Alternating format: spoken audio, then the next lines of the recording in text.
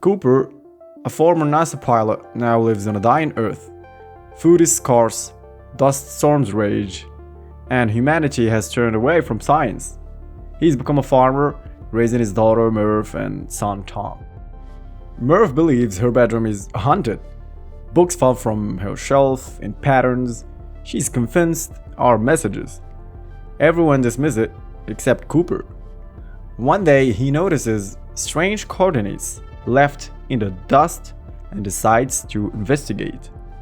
The coordinates leads to a secret NASA facility.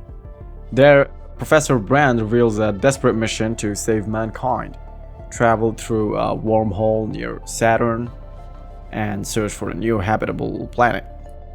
There are two plans. Plan A, solve the equation for gravity and evacuate Earth. Plan B, if that fails, start humanity over using 5,000 frozen embryos on a new world. NASA needs a skilled pilot. They need Cooper. But leaving means abandoning Merv, and she is heartbroken. Before going, Cooper gives her his watch and promises, when I come back, we might be the same age. So Merv begs him to stay, but he goes anyway. He joins a team of scientists: Dr. Brand, the professor's daughter, Romilly, Doyle, and a robot named Tars. They travel through the wormhole to a galaxy with 3 candidate planets.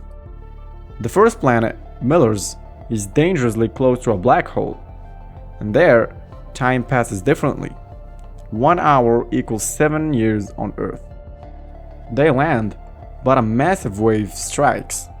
They lose Doyle, and by the time they return to orbit, 23 years have passed.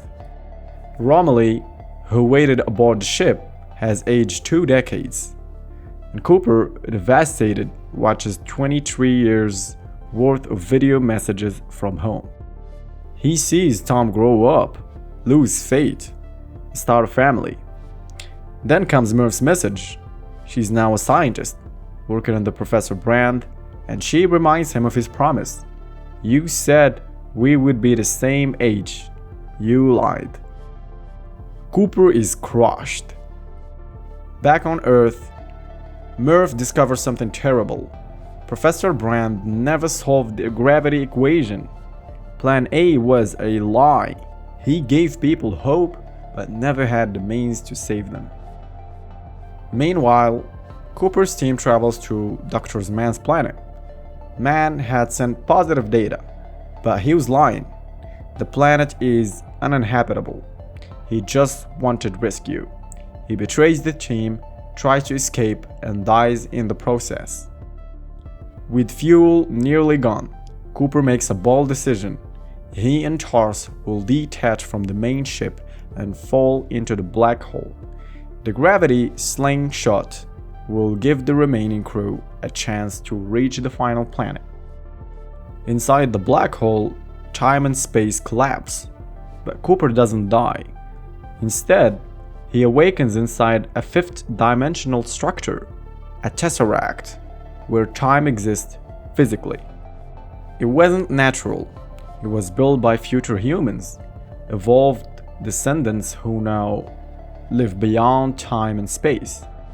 They created it for him, to help him reach across time and save humanity. He finds himself behind Merv's bookshelf, able to see her at different moments in her life. He realizes the truth. He was the ghost from her childhood. He had sent the coordinates. He had knocked the books. Now he uses the second hand of the watch he gave her, still sitting in her room, to encode data from the black hole using Morse code. Merv finds the watch. She notices the ticking pattern and decodes the message. With this new data, she solves the equation. She unlocks gravity and she saves humanity. Cooper, unconscious, is rescued near Saturn and brought aboard Cooper Station, a massive space station orbiting the planet. It's named not after him, but after Merv. She is now elderly. They reunite briefly. She tells him she always knew he would come back, but no parent should watch their child die. She says goodbye. Cooper leaves to find Dr. Brand, who has landed on the final planet, Edmonds, and begun building a new future for mankind.